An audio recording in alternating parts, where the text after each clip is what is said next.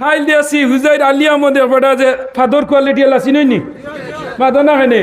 বুঝছনি অন্য কোন দিন এক ওয়াজও দারো বোয়াত আসলাম আমিও আমার খারিসাও আসলা হেও দারো আছে বুঝেছনি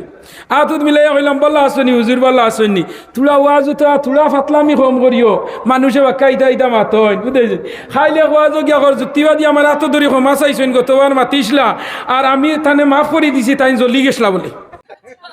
আমার যুক্তিবাদী হিসাবে মাছ দোকান মাতিয়া এখন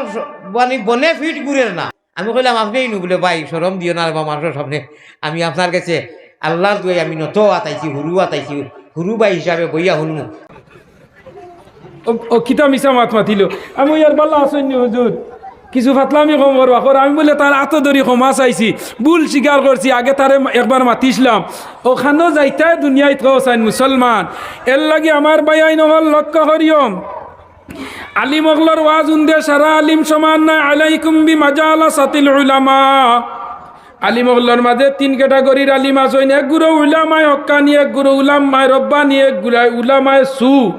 উলামায়ে সু যারা আছে দেখবাই ওয়াজ করব নমাজ টাইমে পড়তো নাই তার ওয়াজের মাঝে আসর থাকতো না চেহারার মাঝে নূর থাকতো নাই নমাজি মানুষের যে নমাজ পড়ে তারে আল্লাহ 10টা গুণ দেন আর যে নমাজ পড়ে না আল্লাহ তারে 15টা গজব দুনিয়ার জমিনও দেন